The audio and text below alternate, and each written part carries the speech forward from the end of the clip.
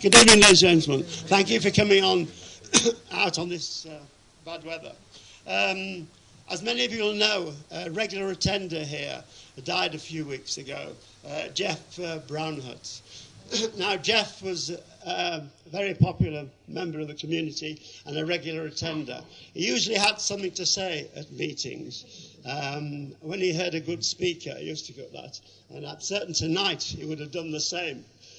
He was a genius, really, that he, whatever the subject of the talk, he rounded it up to aeroplanes. I think he may have had a job tonight. He never really forgave me for not understanding the difference between a Dakota 125 and a 150. But I hope he lies in peace. And also, unfortunately, our speaker lost his sister recently. We wish both of the families a long life. When the Noah's Ark came into publicity a few years ago, like many other people, I thought it was the Noah's Ark. But it's not the Noah's Ark. It's the Noah's Ark Babylonian style. If you go to the British Museum where our speaker works, you see the cuneiform tablets. You think, how on earth can a person read these? But our speaker can. I'd like to introduce you to Dr. Irvine Finkel. Thank you.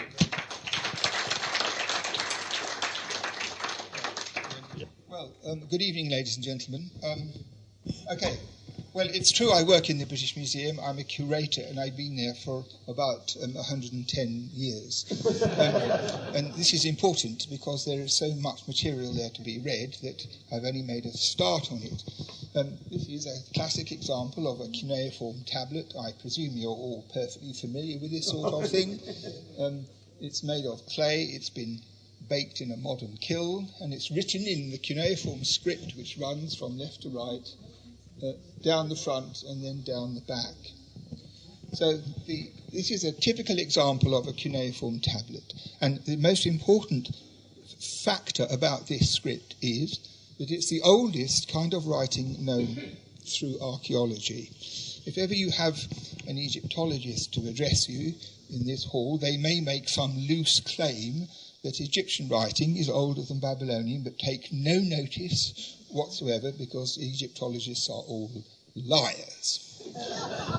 So this is cuneiform writing, and I had the great fortune to learn it from boyhood. It took 6 years. I had a very dominating professor who taught me to read and write cuneiform in the dark with one eye shut, which is lucky because often the lights in the British Museum fail. So this thing was written in about 1850 BC. And it was brought to the British Museum by a member of the public. So we have 130,000 pieces of clay in our museum, which is quite a lot. But this one came in off the street because this periodically happens in the museum. People have an object in the family, they don't know what it is, they bring it to the experts. We try and tell them what it is. It's rather a joke. Anyway, this one came in off the street when I was on duty, and I was the first person to read this tablet in modern times. So when I saw it, I assumed it was a letter. I'm sure you will have made the same conclusion from the style of the script, the grammatical forms, and in fact the actual shape of the tablet. But when I started to read it, this is what it said. I'm not going to read out the whole of this book. You can do that at home afterwards if you would like to. These are the first lines of this tablet in English. Wall, read wall, Atrahasis, pay heed to my advice, that you may live forever. Destroy your house, build a boat, spurn property, and save life. Now, you probably agree with me that not many private letters begin in that style. And in point of fact, those lines are very famous to anybody who ever does any Assyriology. They're some of the most famous lines in ancient Babylonian text because they come from that telling moment in the Babylonian flood story when the gods who are in heaven, far above the world, lose their temper because of all the racket that comes up from below. And the best way to understand this is that they all dine very well. They're all in their deck chairs having a snooze, and the noise of babies and animals and people and arguments comes up and wakes them up, and they get cross. And so their plan is the following, that they will destroy mankind and all the other things and start again with a kind of species that works much harder and is not so rackety. So this speech comes from the moment when this idea that the world should be destroyed by a great flood has been agreed among the gods, but one of the gods feels that this was a mistake, and he then finds this Atrahasis, who is the Babylonian equivalent of our Noah, and tips him the wink that he has to build a boat very quickly in order to save life. So the thing is this is no new discovery in terms of Assyriology. Could we have everybody's read this through now? It's all right too. Yes. So the first intimation in the modern world, our modern world, that the ancient Babylonians from Iraq had a version of the flood story occurred in 1872. Okay, so this gentleman, George Smith, was a curator in the British Museum in the 19th century, and I'll ask you just for a moment to admire the aquiline nose, the fine intelligence, the intellectual brow, and of course the beard, which are characteristics that the trustees of the museum have always looked for in their cuneiform readers. So in 1872, Smith was reading this larger piece of cuneiform in the British Museum for the first time then. And this tablet was written in the 7th century BC. So it's in Assyrian dialect and was written in the 7th century BC as part of the Royal Library. So when Smith read these lines for the first time, he was so electrified that he dropped this tablet on the table and he stood up and he started to run around the room holding his head and making funny noises and eventually attempting to divest himself of his clothing. Because in this passage here, in the Assyrian writing of the 7th century, is a long passage of complete prose which echoed exactly the situation which was familiar to him from the book of Bereshith, or Genesis, of course, as he referred to it in 1872. So this wasn't just a story which looked a bit like the Bible, because it echoed biblical texts in the most extraordinary details, not least of which that when the rain stopped and the waters came to rest, the Babylonian Noah, who I referred to in that quotation, opened a window at the top and released birds one after the other, and the third one didn't come back, so they knew that trees must have reappeared above the surface of the water, and many other close connections between them, which engendered in him such a shock that he was unable to tolerate it. So in 1872, unlike the modern world, people had read their Bible very carefully. It's my contention that in Great Britain there's nobody under the age of 30 who has actually read the Bible. It might now be 40. I know this because when we had an exhibition in the British Museum about Babylon, they paid some idiots to do a survey among the people who were passing on the pavement, who were also idiots, to find out whether they knew anything about Babylon or the Bible. And they thought the only thing they knew about Babylon was the Hotel Babylon, and they didn't know it was a real place. And none of them knew anything about what was actually in the Bible at all. And I know this to be true because when this book came out, and I gave lectures all over the place and interviews all over the place and all that kind of stuff, half the young persons whom I encountered did not know that the story of Noah and the flood was in the Bible. They thought it was something to do with Hollywood. And this is a serious matter, that the inherited narratives, which used to be distinctly Greek or Latin or Hebrew or some other thing, which were filtered down into children's minds when they were little and they had this inheritance in their brain, nobody can tell the difference between those, if they've ever heard of any of them, with the mush that Hollywood throws on the world. So this is a serious reality.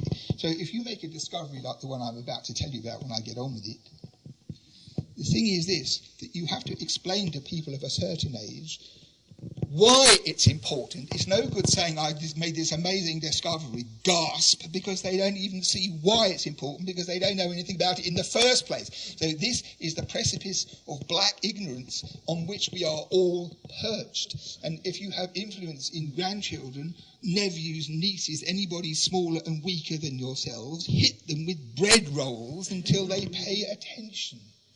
So anyway, when this discovery was announced in front of the Archbishop of Canterbury and various other authorities about the finding in the 7th century BC, this narrative that overlapped with Genesis, it caused a furore in the British Isles, and many clergymen were jerked awake and took a coach to the coast of Dover and looked over the edge of the cliff thinking they couldn't stand any more, because how comes Holy Writ could be on a piece of Weetabix? And I don't mind telling you that from the extensive experience that's been inflicted on me, no one has ever faced up to how that can be really in their hearts without simply ignoring it. Anyway, Smith in 1872 was a ferociously clear-thinking person, and what he wrote then about it was very, very sensible. When he made his announcement, some clergymen who knew their Hebrew better than others remembered that the description of the ark, the thing is this, in that tablet that I just showed you from the 7th century, there is a brief description of the ark which was supposed to be built in the Assyrian world. And it is described as being the same length, breadth and height in the Assyrian text. Okay, so that produces a cube, even if you are mathematically negligible. This is a cube.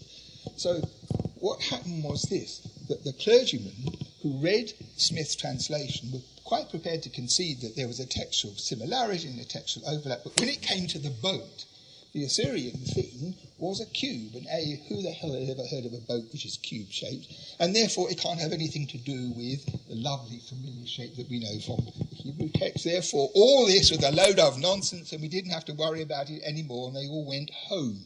They, of course, were thinking of the ark as described in the Hebrew text.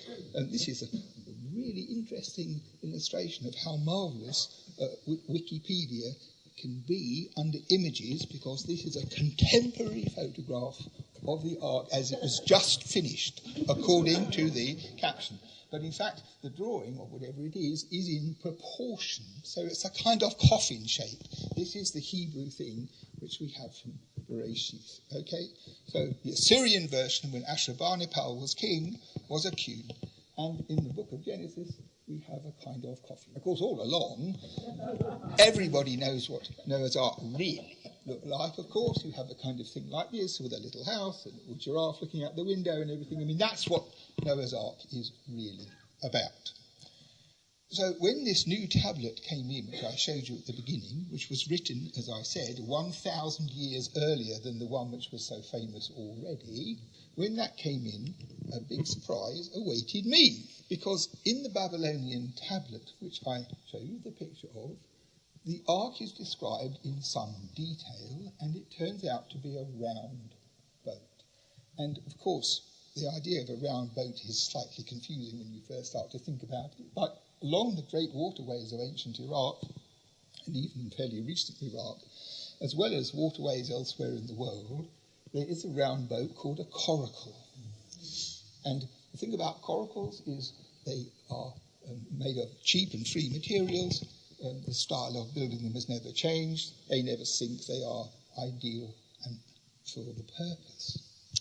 So the thing is this. When the god Enki, the one I mentioned, decided to inform this innocent Babylonian who was about his daily business that he had 24 hours to save the world and he better get on with it, he hadn't selected for the task of building this boat somebody who was a boat builder. Now, you might think that would be a rational thing. You look around, you find someone who was good at that kind of stuff, but you're probably familiar with this policy where the government employ people for specific positions where they have absolutely no relevant experience whatsoever. So this is an old kind of device.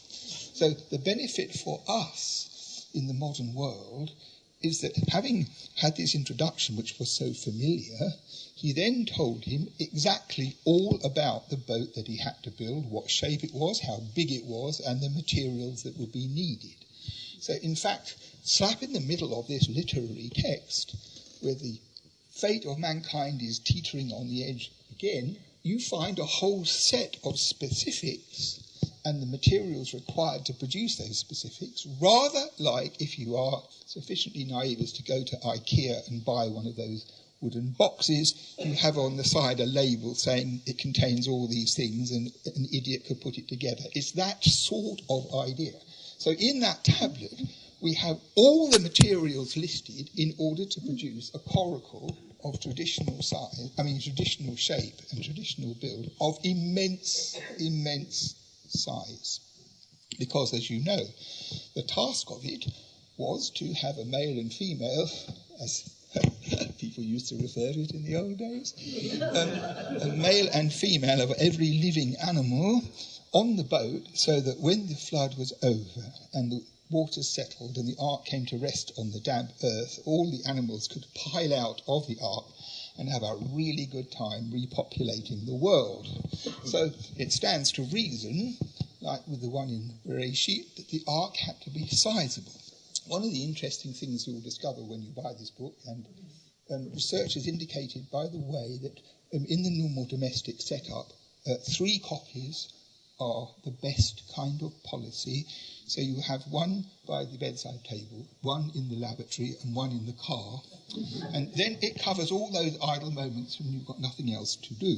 So let me tell you this. The area covered by the base of this gigantic coracle to fill all the animals in is 3,000 square metres. The walls are 7 metres high. So we have the proposition, what I was going to say before I forgot, if you are writing a book about Noah's Ark, which may happen to you all in the future at some point or another, the thing is this, whether you practice detachment and look at it sympathetically and sensibly, or you get swept into realia. So what happened to me was, every time I talked to anybody about this discovery, they all said, well, of course it wouldn't work because you've got all the big animals and all the millions of them and all the species that David Attenborough's told us all about, and it's impossible to get them all into one space and all that. So the whole thing is just a load of old nonsense, and it's an old wives' tale, and it's hardly worth discussing.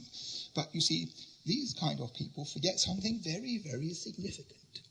That in the Bible, when they say all the living things, and when the Babylonians also say all the living things, what they mean is all the ones they know of.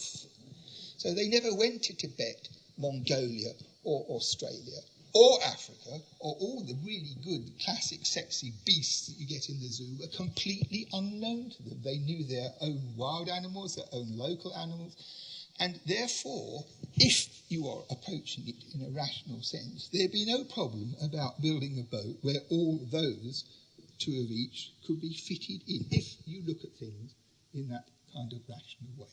So anyway, these instructions tell you that this thing has to be superhumanly large. Now, the technique of doing it was this, that you have this rope called coif, which comes from the trunk of a palm tree. And you twist it and twist it and twist it and twist it, and it makes the most ferociously tough rope. So when they used to make these things before plastics was invented, what they used to do was to have a thick, endless string of this, and it was wrapped around and round and round and round and round, so you have a kind of floppy basket of it. And then ribs are fitted on the inside, and the whole thing tied together, and then the inside and outer surfaces are covered in bitumen, which, when it dries, is the most perfect water. Somebody has very sensibly asked already about where this tablet came from. Well, it was a person who came in called Douglas Simmons, and he was a private person who liked things like cylinder seals, and in fact I'd known him before, and periodically he'd come in with bits and pieces. And the day the tablet came in, it was in a kind of bag, and he told me this. Well, the thing is this, he got it from his father, who picked it up, he said, in the Middle East. He had a whole load of stuff from Egypt, China, curios like this.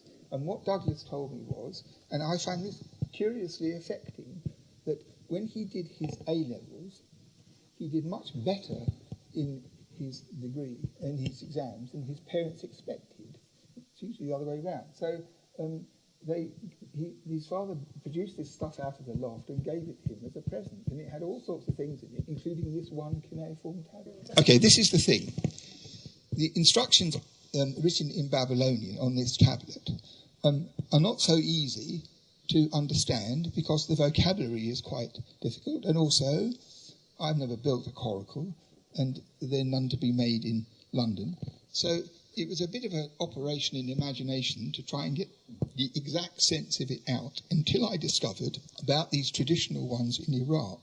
Because in the 1920s, there was a Scottish historian of boat building who travelled around the rivers and waterways of the world and recorded ethnic boats under construction.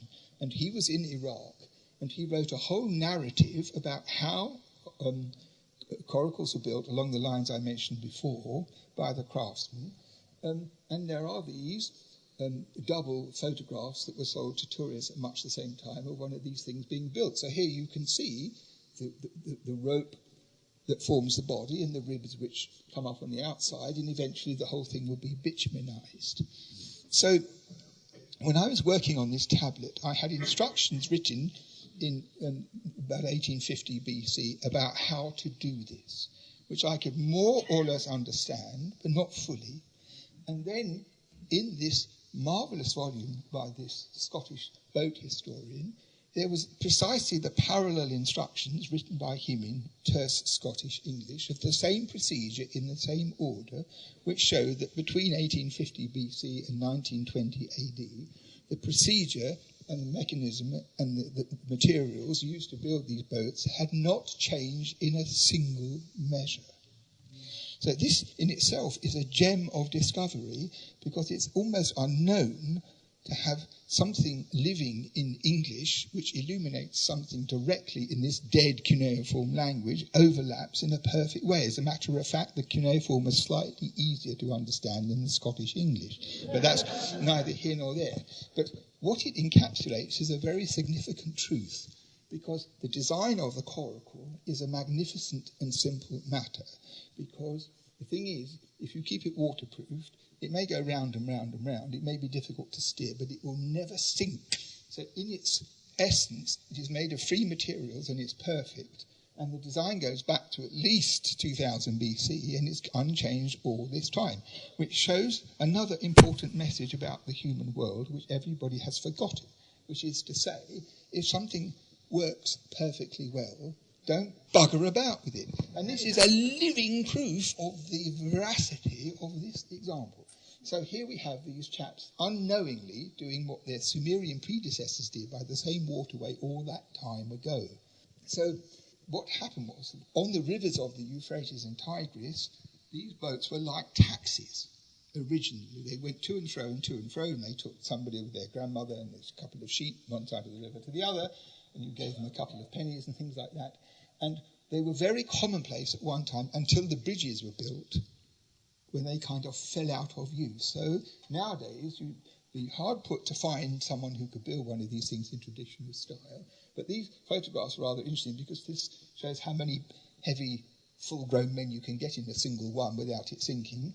And this is my favourite one because these are Edwardian ladies who've gone to Iraq on some kind of trip and are wanting to experience things directly for themselves, and this fellow, fraudulent person no doubt with a sailor's cap on, has persuaded them they have to go for a ride in a coracle. And you can't really see on this, but on the original it's very clear that they're completely terrified, these ladies. But anyway, that was at one time a normal thing to do. Next, can we go past?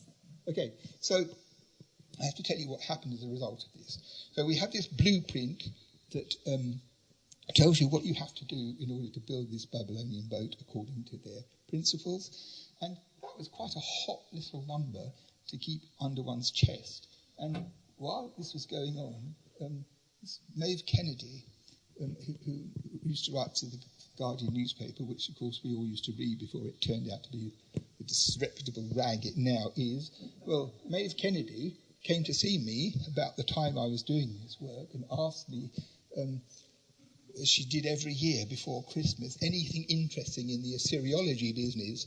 And of course, the blueprint for this art of the Babylonians was quite a hot thing, so I told her about it, and she wrote this article, which went into print and caused repercussions all around the world, which I'll tell you about in a moment. But the thing is this, Hodder, the publisher who bravely produced this thing in the world, were very supportive to me to do a proper write-up of it, which I did. And I wrote the whole book myself, except one area, which was to do with mathematics. Because I come from a family of highly gifted intellectual geniuses, as you obviously understand, all of us flawed by a small lacking chip at one part of the brain or another, which means hardly anybody in my family has ever been able to count above the fingers of one hand, let alone two. Now, the technical data, which gave the measurements of the height and the ground plan of this thing, also included the quantity of rope and the quantity of bitumen which this poor Atrahasis would have to furnish in order to bring the craft to completion. So I couldn't do this. But I'll just illustrate for you one of the remarkable things that came out of it. Because the rope to build in this style, such a vast thing, you can imagine, was a huge length. So the Babylonians knew how long it would be. In those days, length measurements were carried forth in a thing called a sutu, which you spell S-U-T-U in English. A sutu measurement is an element of length measurement. It told us how many sutu of rope will be needed. So I know this mathematician now rather well because I looked in the yellow pages under overlooked mathematical geniuses, or OMG, and one was there, very reasonable fees, I thought, very reasonable fees. Say, a cup of tea was involved. So this was the thing. If we knew that the shape of the coracle, the ground plan, and the height of the walls, you could theoretically calculate the amount of rope that you would need if you were going to do it now. So this was a mathematical kind of question, the sort of thing teachers used to inflict on kids at school. So this was position A. Then there was position B, which was to take the total amount of rope according to the gods of Babylonia in Sutu. Then you take this other measurement, which is the length calculated by a modern brain, and convert that into Sutu and compare them. So this was my questing intellectual proposition. I think anyway, the thing is this. The point about this is no one has ever done this before with anything to do with ancient Mesopotamia. Okay, so listen carefully because there'll be a test. In Sutu measurements, the quantity of rope needed according to the gods was 14,430. Okay? Sutu measurements, 14,430. The calculation, if we did it as a mathematical exercise in real terms, turned out to be 14,624 Sutu, which is less than 1% different. That cannot be coincidence. So this forced us willy-nilly to look at these figures not as huge mythological exaggerated things, but on the contrary, estimates calculated on the basis of building a real coracle multiplied up to match the size of the vessel they intended. This cannot hardly possibly be a coincidental matter. So this comes out at 527 kilometres, which is roughly London to Edinburgh, which is a pretty cool bit of rope, if you see what I mean. So this gave this whole matter a whole different kind of property, that it wasn't just the exaggeration of mythology, but it was something to do with reality in a mythological context. So a perfectly good question is, why on earth would all that need to intrude into what is in fact a jolly good narrative story full of excitement? And there is an explanation which is straightforward, because this story of the flood, like all the other Mesopotamian stories, the whole of the Gilgamesh cycle and other related things, for a very long period of time were communicated orally. We know this for certain. And then, about 2000 BC or shortly thereafter, they became committed to writing. Before you had written versions of these stories, they were in the hands of storytellers who went from village to village, and presumably when after nightfall and everybody had eaten half a sheep, told them stories about the gods and man and all those dramatic things. And the flood story, with the tremendous fate hanging in the balance and the gods rescuing at the last minute and the waters and everything, was a perfect story for this kind of thing. And we know that the flood story had this existence before it was written.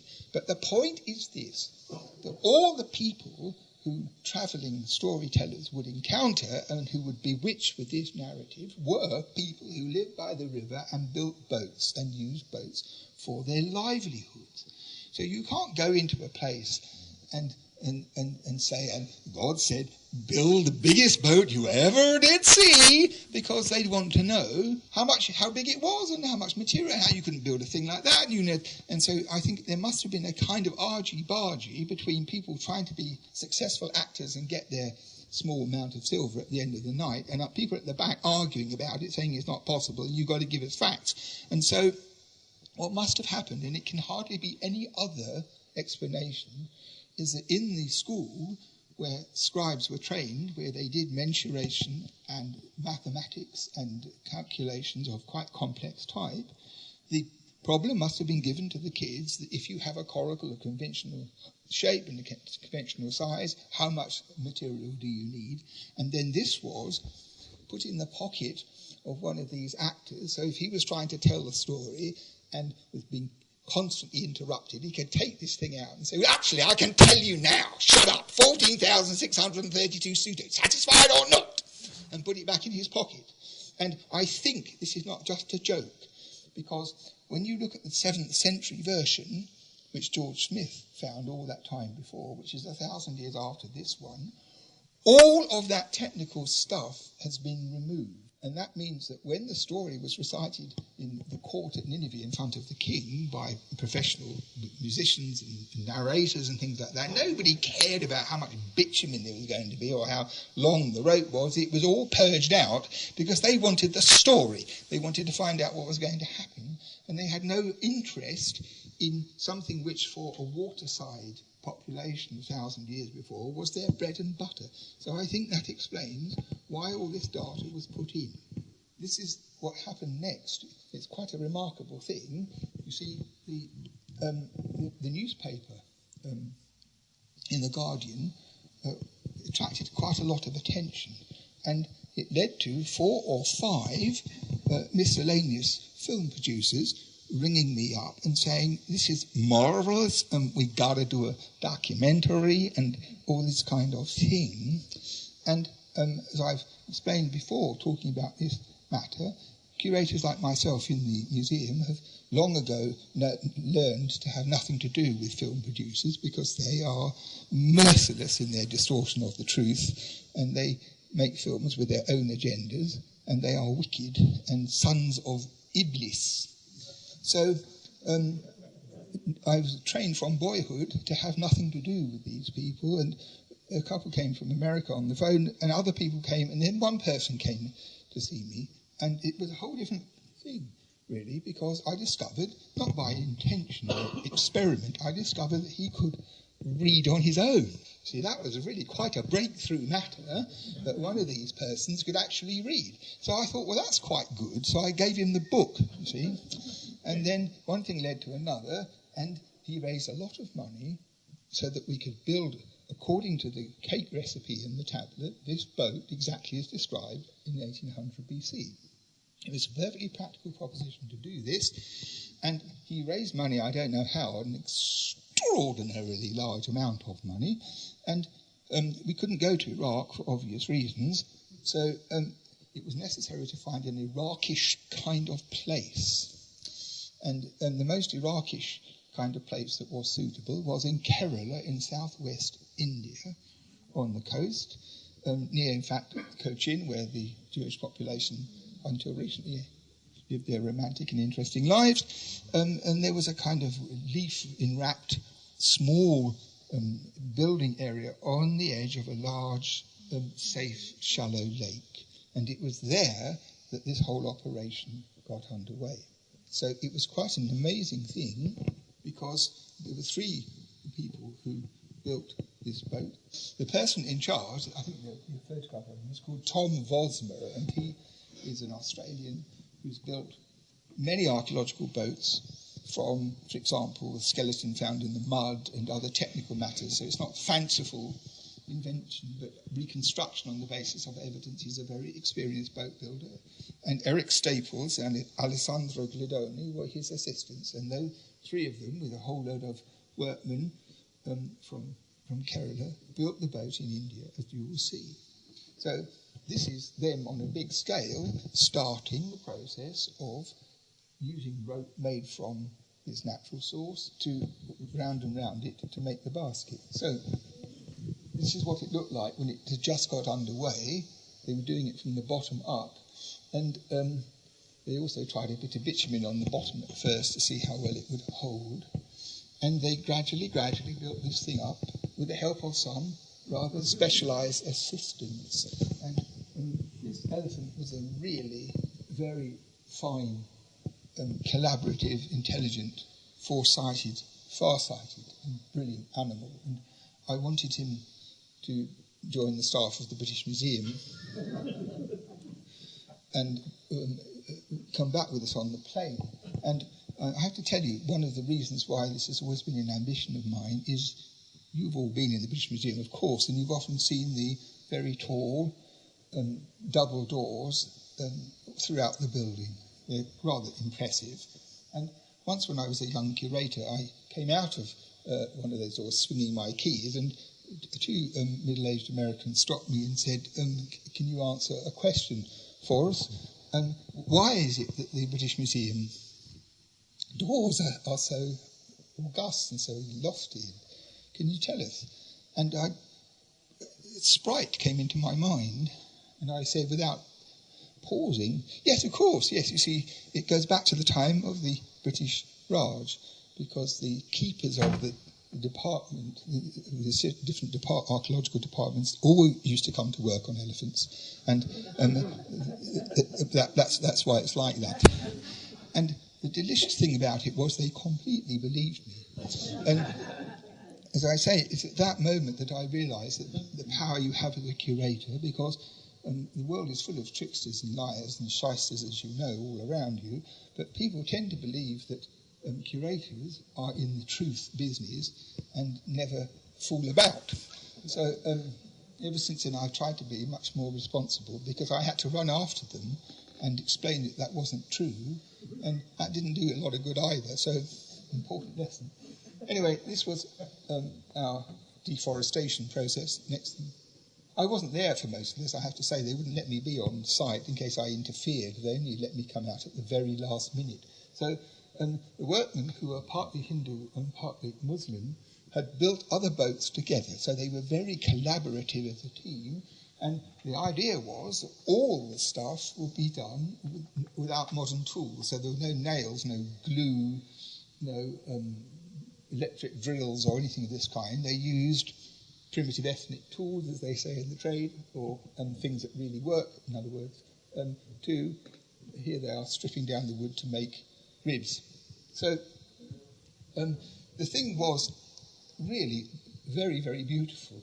And when they invited me and my wife Joanna to go out there for the last couple of days to go on the boat when it was launched. And this is what we saw when we first arrived, because what you have is these great ribs soaring up from the base, because the boat is built with a flat bottom and the ribs go up like this, and then the rope. So this is what it looked like inside, and all the joints are made with rope, very tightly pulled, and this mirrors, this reflects what is written in the inscription. You have all these stanchions resting on these struts across the base, which support an upper floor, and all that is a faithful reproduction of what was in the tablet. In fact, they couldn't build it at all one-to-one, because the wood wouldn't support itself, and the bitumen would be so heavy it just wouldn't float. It wouldn't work, literally, to build it one-to-one. So they used a computer to calculate from the data the maximum size, which was a practical creation, and it was something over a third of the original as described in the Babylonian. But the chief, Tom Vosmer, spent a week in hospital in a dark room recovering because my letter with the translation had arrived without any warning as we want you to build this, and he keeled over and had to be brought round by young nurses with cool water for several days before he could face the job manfully. But anyway, this is what the net result was, and it was faithful in the sense of using the ancient recipe, and it was also very functional and very beautiful. It smelled marvellous inside. It was just fantastic. So once the basic boat was produced, the next task was to bitumenize it inside and out. Now, LJHS and any other later Iraqi boat builder, this is no problem at all, because bitumen bubbles out of the ground like a well of water and has done for millennia. So there's an endless supply of bitumen, and there it's the best bitumen you could ever ask for, because when you put it on, it sticks. But we couldn't get Iraqi bitumen because all Iraqi cultural property no Iraqi cultural property can be exported on pain of death, and carcinogenic bitumen made from petroleum is a national resource of great importance, so we couldn't buy what we wanted to do, which was a tanker full of it, and use it for our purposes. So the guy who was in charge of all this had the miserable job of finding Indian bitumen on what we all call the black market. And I can tell you that if ever you are in this position, never settle for Indian bitumen for a minute. It doesn't go hard, it doesn't go dry, and it falls off. And all in all, it's a rip-off. And these poor blokes, in the boiling heat of the Indian sun, spent their time repeatedly trying to coat this thing head to foot in bitumen. So this is Tom, and this is Alessandro Guidoni, who spoke brilliant Arabic and got all the people to work. Me discussing, I'm trying to look as if I know what they're doing. It's a complete bluff, actually. This guy, Eric Staples, they're all geniuses. And you can see in this photograph where the ribs come up to the top and the rope wrapping all around it, and they left open some of the floor so you could see through it in between. And then the nicest touch was this structure in the middle, because in southern Iraq, in the marshes, there was a traditional kind of house built of reeds, in magnificent kind of architecture woven in reeds, and they took the design of one of those and the technique of building it and put it in the middle, because in the tablet it says that LJHS and his wife and his 3 sons, and I think their 3 wives, live upstairs in a house on the upper deck. So we had to have a house on the upper deck, so they built a Sumerian one to accommodate it. And then there was the question of the animals on board. And I don't want to go on about this at length, but the truth of the matter was that they kept me out of everything to do with building this ark and filming it, which is really rather injurious to me, because I wanted to supervise everything, write the music, write the dialogue, direct it, all in all, produce the thing I had in my mind. And they kept me out until there was no danger that I could do. So what happened was I wrote them a letter saying, you cannot make a film about Noah's Ark, or the Babylonian anticipatory equivalent of Noah's Ark, without paying attention to livestock. It's got no street credibility whatsoever. So my suggestion was this, that in all modesty, considering the whole of the content of that film came out of my head, that what I would like to do is to have a Hitchcock moment. That involved wearing a white sheet with sandals, which I have, and letting my hair down, which I can do, removing my glasses and altogether looking like Jesus, and then appearing to slap one or other of the rhinos on the bum. You see, that was all I wanted to do. And I thought it was quite restrained because fans of the author rather than the film in the cinema would go, "There it is, just for that 2 seconds of time. That's all I wanted." And they wouldn't let me. All I wanted to tell you was that when we went out at the end of the build, just before the launch, the producer of the film had obviously taken on board my idea that we have to have some attention paid to animals. Otherwise, the film will be devalued. So while we were standing about, and there's a lot of mud here, you can see the leaves to the edge of this clearing where the boat was being built parted, and 2 very old men came out onto the muddy area here, with each with strings in their hands, with goats. And one lot were male, and the other lot were female. And it became evident, while they were doing the filming, which became eventually the monstrous film on distribution, that they were going to line up a male goat and a female goat and take a photograph of them head on in such a way that the viewer would imagine all the other animals in a queue behind them. So it's a kind of cheapo system. You're with me? So the snag was they had to pick the right 2, and the thing was, with this muddy rugby pitch and the 2 camps of different goats, they decided that a career in the cinema was of little interest to them. They much preferred headbutting. So it turned into a kind of rugby match with these 2 opposed sides trying to kill the others. And then it occurred to some of them that sexual intercourse was even more entertaining, so they all started mating. So the thing turned out to be a complete and utter disaster, and he had to pay these old men a fortune to get these sheep off my film set, and I thought made a big fool of himself. So this is what the thing looked like when it was. So it's about a third of the original, something like this. You can see how big it is, because a real coracle would be about this big. So the bitumen and the waterproofing is a bit patchy. And as I explained, that was not really their fault. So the question was, it was right on the edge of this lake, and it was a special shallow lake which had no dangers. Because I think if the boat had sunk, it would actually still be above the water, but they still thought it was an emergency, which we had to allow for. So the boat was built on a sort of wooden structure, and it could be rolled on these inflatable tyres into the water and release, and the boat float free. That was the plan, and it worked beautifully. This is actually the net result of all those months of building, having translated that mad tablet, what the thing looked like. So I suppose it would have been about here or something if the Babylonians had ever built it, but that's what it looked like. So you have this modest Iraqi house in the middle. You can see it's a very convincing ocean-going craft. Now, I have to tell you one small biographical piece of information, because the workmen, who, as I said, were Hindu and Muslim in 50-50 distribution, were very polite to me, and they were very sweet to me. There were 2 peculiar aspects that came out of this relationship. One of them was that the oldest workman, who really was a very old workman indeed, said that he'd been by this lake man and boy, and he'd never ever seen clouds in the sky before.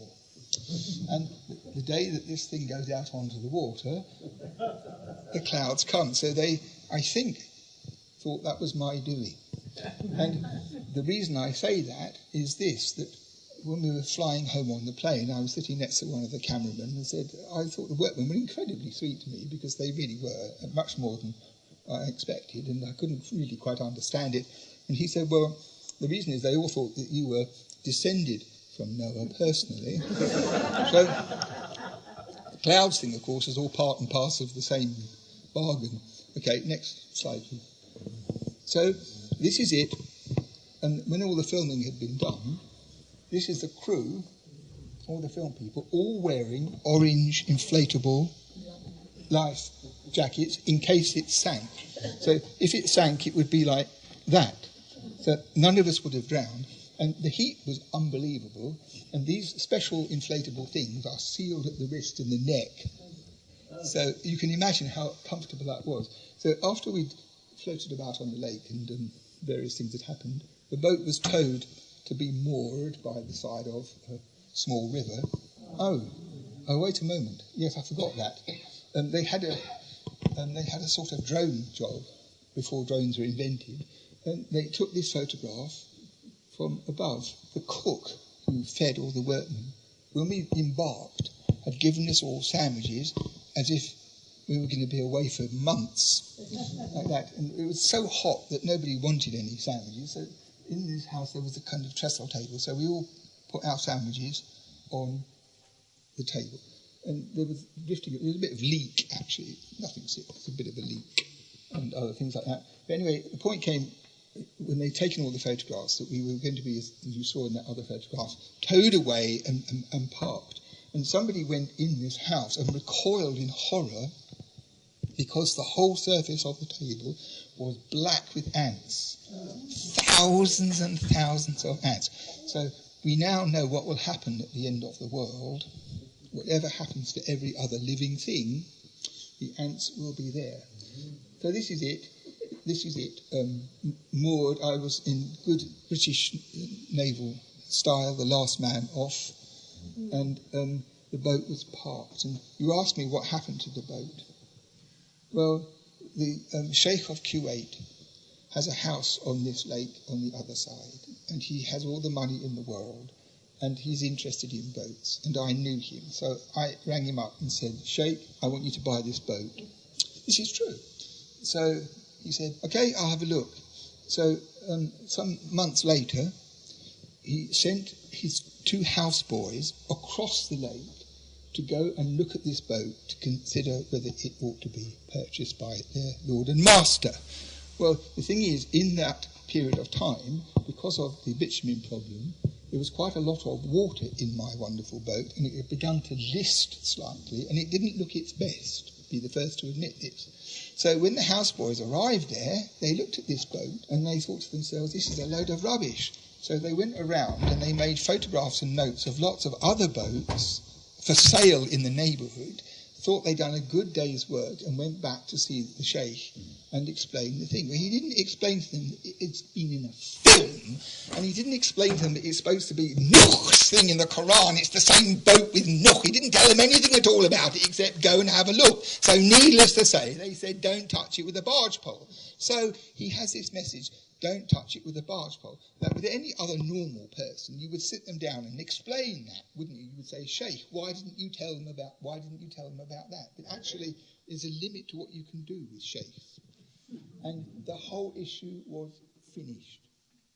So this is actually what happened. After dark, after some months, people started to go aboard and help themselves to materials.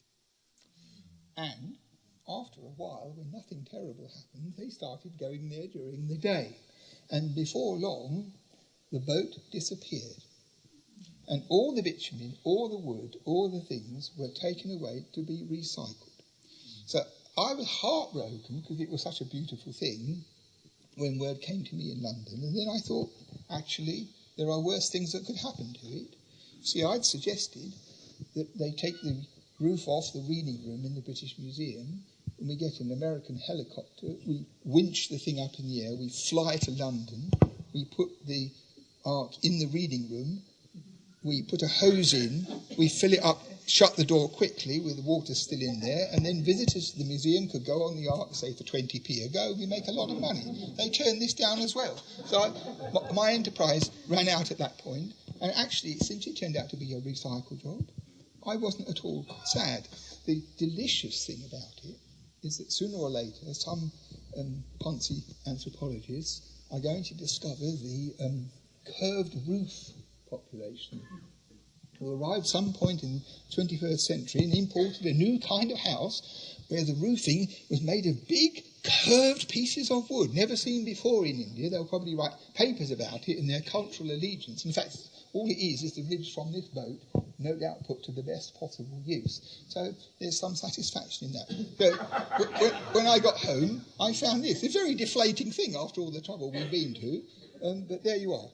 But actually, the last laugh is on me and them. You see, in the British Museum, we have this. This map was written in about 600 BC in Babylon.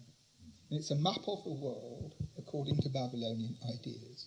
So from this diagram, you can readily see that there is a circle of water, bitter water, which was conceived to surround the known world in which we live. And the known world in which we live, of course, is Iraq. They're not interested in anywhere else. So this is the Euphrates River, this is the city of Babylon, this is the Persian Gulf, and there are these rings which have inside them the names of various cities or geographical areas. So within the known circular world, this is a kind of useful indication if you're going on holiday in a Land Rover. But the really significant thing is these triangles which went round the edge, of which there are 8, because the Babylonian conception was that if you went to the edge of the world and crossed this water, say in a rowing boat, then there are 8 mountains which eventually you would come to. And on the other side of the tablet, it tells you what's on these mountains. So it's very broken and very damaged, but there are 8 sections. It says if you cross so many leagues this water and you go up the mountain, you will see in each case. Sometimes it's a tree with jewels, things like that. Anyway, it says here you will see something whose wooden blocks are as thick as a parsiktu. That's what it says in this thing. Now, the electrifying thing about this is that when Atrahasis in that tablet builds the boat, when he made the blocks on which the stanchions rest, he says, I made the blocks as thick as a parsiktu in that other tablet. So this is a quotation from that story. Therefore, it means that on that mountain there were the ribs and the wood from the boat still there to be seen if you climbed all the way up, and that the Babylonian mountain corresponded to the one, from Bereshit, where Noah's Ark rested. So that same story existed.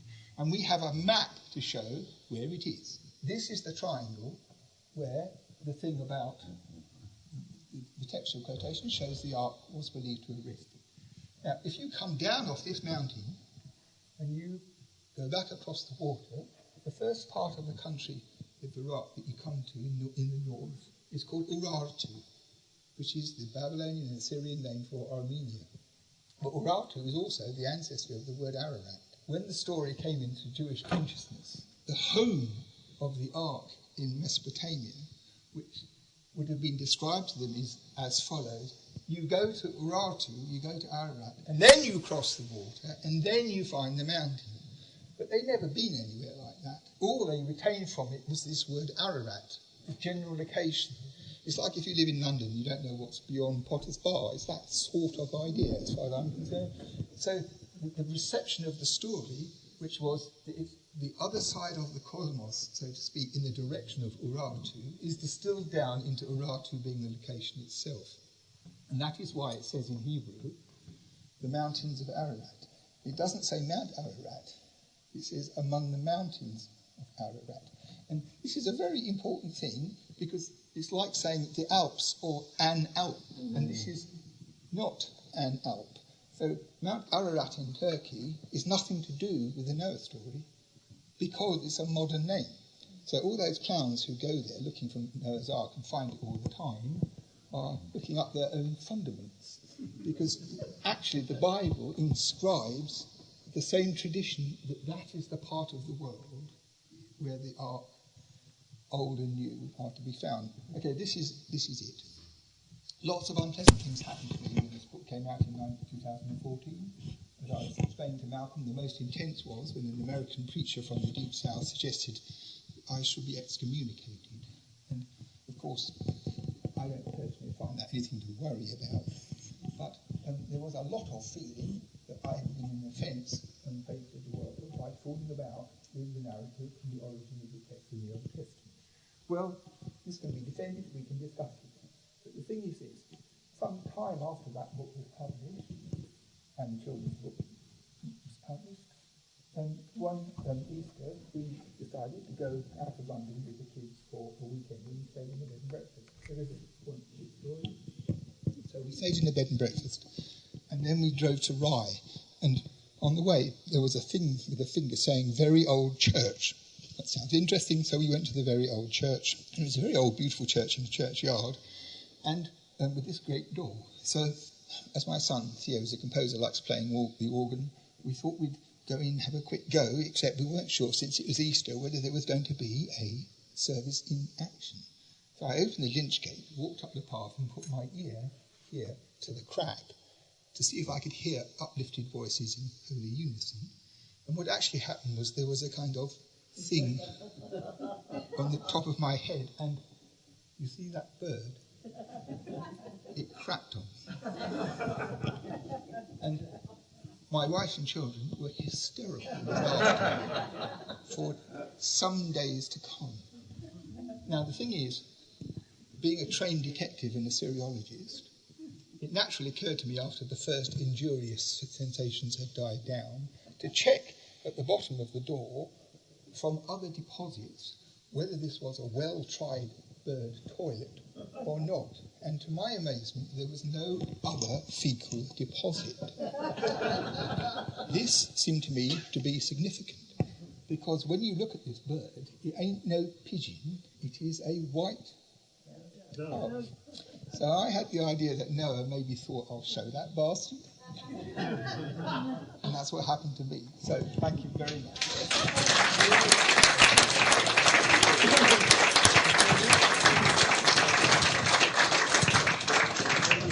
They've been asked what our audience would like. I told them they would like stories.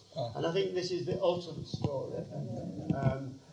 I'm certain you've got a lot more to tell us about ancient languages and ancient people. Yes, absolutely. That reminds me. Again, if you want to know, can't wait till you come again. You can buy. Andrew from Blackwell has got a selection of your books for sale today. I think that's marvellous. And the poor chap's come out on a cold, wet night. I mean, we can't send him back without some kind of... I'd like to present you with one of our publications. It's about the three Leeds greats: Kramer, the artist, Burton, the industrialist, and Brodetsky, the Zionist. For you. Thank you very much. Awesome.